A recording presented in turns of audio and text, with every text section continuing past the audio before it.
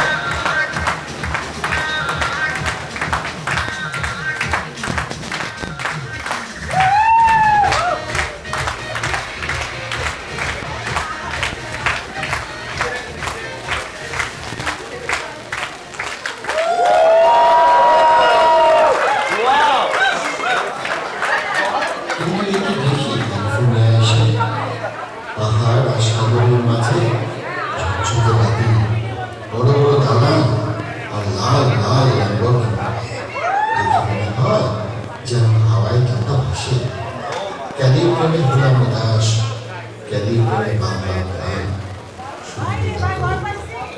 কি শহরে আয়দা উড়ায় উড়া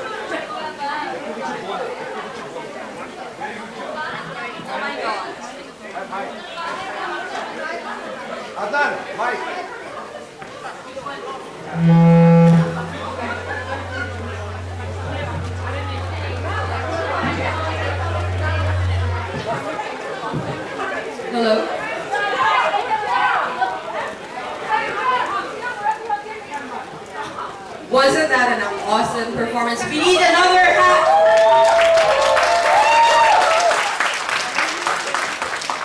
এরকম নাচে কিন্তু একটু পরে নাচতে হবে আমার সবাইকে।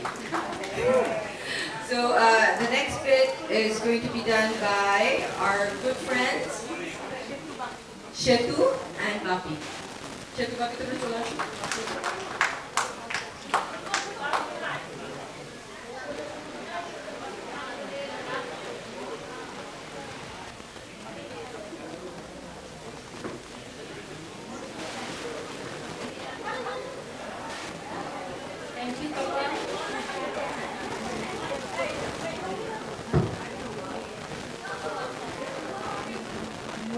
বাপি জাস্ট ফাটাফাটি, তুমি কি এত ভালো নাচো জানতাম না তো।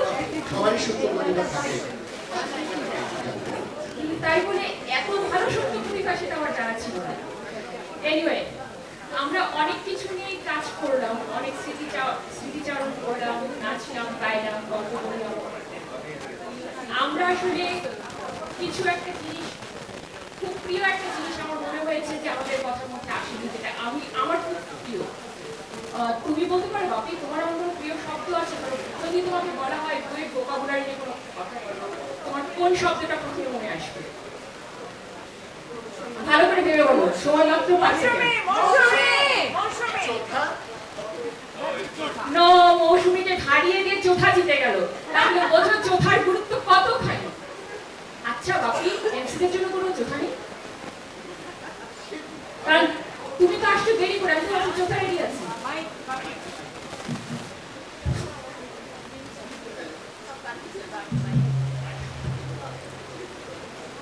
চোখা কোথায় পাবো ভাই?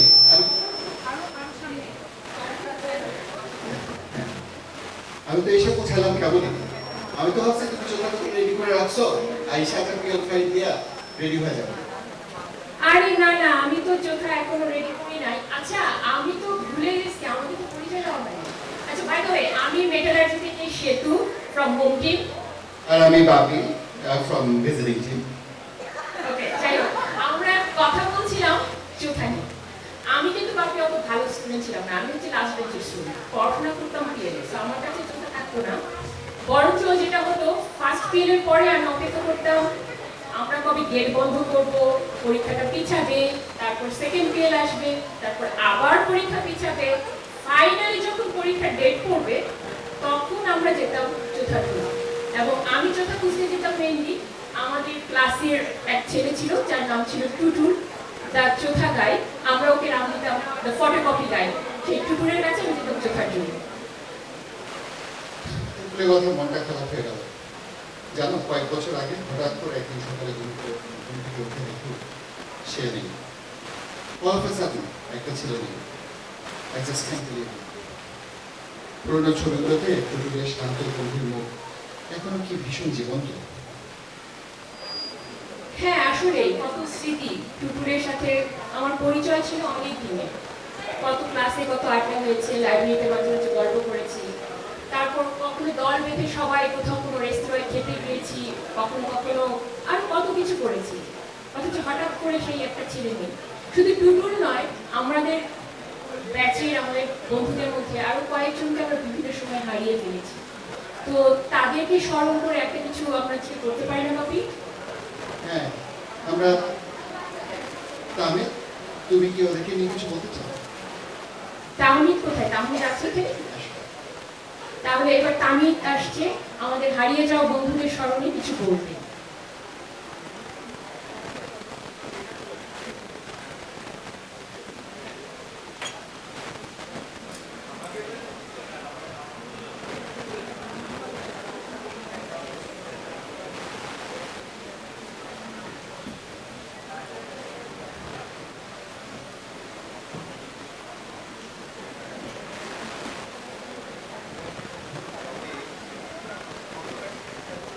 হ্যালো, আসসালামু আলাইকুম সবাই। সোহেল আমাকে একটু আগে বললো যে আমরা যে সমস্ত বন্ধুদেরকে হারিয়েছি ওই ছবি তোমরা এখানে দেখতে পাচ্ছ, তাদের নামটা এখানে লেখা আছে। কেউ খেয়াল করেছে কিনা জানি না, সবার নাম তোমরা কাছে আসো। 8 জন বন্ধু। আজকে আমি শুনলাম যে রুমি নামে আরেকটা ছিল, আমাদের থেকে হারিয়ে গেছে 2022 সালে। তো আজকের এই আনন্দ যজ্ঞের মিলনায়তনে আমরা সেই সমস্ত হারানোর সাথীদের কথা মনে করছি। এদের সাথে একদিন আমরা ক্যাম্পাস থেকে গিয়েছি, হয়তোবা সেশনাল করেছি, একসাথে ক্লাস করেছি, পিএল ফাইট দিয়েছি, সবকিছু তাদের সাথে আমাদের একসাথে খুব করা হয়। কারোর সাথে আমরা একই রুমে ছিলাম, তোমাদের কেউ কেউ হয়তো একই রুমের সাথী ছিলে, এবং তাদের শেষ যাত্রাতেও তাদের সাথে তোমরা ছিলে, আমরা জানি সেটা। এরা সবাই খুব সপ্রতিভ ছিল, তাদের সপ্রতিভ উপস্থিতি আমাদেরকে স্মৃতি দিয়েছে। এদের মধ্যে সবার মধ্যে আমি যখন দেখছিলাম আমাদের ছবি, এদের মধ্যে একটা সূক্ষ্ম জীবনবোধ ছিল। সেই জীবনবোধটাই যেন মনে হয় আজকে আমরা 92 যে সমস্ত শুভ প্রয়াস, 92 আমরা 92 বা আমরা 92 যেই ফাউন্ডেশন, আমার মনে হয় যে ওরা কোনো না কোনোভাবে সেই সমস্ত শুভ প্রয়াসের সাথে মিশে গেছে। এবং এই 92 ফাউন্ডেশন সম্পর্কে আমরা আরো জানতে পারবো কালকে। তো যখন তোমরা ভবিষ্যতে কিছু করার চেষ্টা করবে, এই ফাউন্ডেশনের মাধ্যমে এদের কথা মনে করো, যাতে in their memory we can do something. এদের মধ্যে কয়েকজনের কথা বলি। পলাশীর তাতানো দুপুরে ক্যাফের কোনায় সিগারেট হাতে লরেন্সকে খুব মনে পড়ে। তোমার মনে আছে যখন আমরা হেঁটে আসতাম ক্যাফের দিকে, কোনায় বসে থাকতো লরেন্স মেকানিক্যালের সাথে, আমাদের সাথে, তার কথা মনে পড়ে। নুরুজ্জামানের ছবিটা, তার ছেলেটা তাকে জড়িয়ে ধরে আছে দু হাতে। নুরুজ্জামানও চলে গেছে আমাদের মাঝ থেকে। সুবর্ণ, আমরা কখনো বুঝে উঠতে পারিনি যে বিশ্ববিদ্যালয়ের জীবনটা কি। গভীর এক শোকের আবহে সে ছেড়ে দিয়েছিল সমগ্র ক্যাম্পাসকে। এভাবে আমাদের মাঝ থেকে চলে গেছে জলি, রাকেশ। এরা আমাদের লেভেল পুরো টার্মটা শেষ হওয়ার আগেই তারা চলে গেছে আমাদেরকে ছেড়ে। টুটুল এবং আশু, এরাও চলে গেছে সময়ের আগেই। খুব দ্রুত আমরা হারালাম আমাদের খুব প্রিয় বন্ধু আসাদকে। আসাদের মৃত্যুটা খুব কাছ থেকে দেখা, সেটা নিয়ে আমি একটা কবিতা লিখেছিলাম, সেটার একটা অংশ বিশেষ পড়ছি। সেদিন লিভারমোরের সবুজ পাহাড়ের গা বেয়ে নেমে এসেছে দিনের খাওয়া। ভারী হয়ে আসে আমাদের পৃথিবী, একটা হেয়ার্সের আগমনের অপেক্ষায় আমরা কজন। একজন বন্ধুর অন্তর্ধানে এমন আকুতি, এমন বিশ্বস্ত সময় এসে দাঁড়াবে, চৈতন্যের দরজায় ঠক ঠক শব্দ করে, যা প্রস্তুতি ছিল না, প্রস্তুতি থাকে না কখনোই। রেখে যাবে এক চিলতে রোদ, এক রূপময় সন্ধ্যা, অনেকগুলো কথোপকথন, মুহূর্তগুলোকে অলস, অনন্ত, অক্ষয় করে। প্রিয় বন্ধু আসাদ এই কথাগুলো লিখে গিয়েছিল তার কোনো একটা কবিতায়, সেখান থেকে জোড়া দিয়ে লিখেছিলাম মুহূর্তগুলোকে অলস, অনন্ত, অক্ষয় করে। এই সমস্ত সাথীরা যাদেরকে তোমরা দেখছো আজকে হয়তো বা তারা আমাদের মাঝে থাকতে পারতো, তারাও আজকে সেরকম অলস, অনন্ত এবং অক্ষয় হয়ে আছে আমরা ক্যাম্পাসে। মৃত্যুকে মহিমা দিব না, আমার প্রিয় বন্ধু সৌগত আছে এখানে, আমরা মৃত্যুকে মহিমা দিব না। তবে একটা জিনিস সত্য যে মৃত্যু নামের এই অতিথিটা আমাদের থেকে খুব দূরে নয়, আমাদেরও সময় ফুরিয়ে আসে। এদের স্মরণে তোমাদের অনুমতি নিয়ে কামিল জিবরানের একটা কবিতা পড়ব। কবিতাটা খুবই সুন্দর এবং কবিতাটা একটা নদীর সাগর হয়ে যাওয়ার মতো। মৃত্যুর শেষ মুহূর্তটা কিভাবে আমরা মিলিয়ে যাব সেটার একটা আভাস সেখানে পাওয়া যায়। It is said that before entering the sea, a river trembles with fear.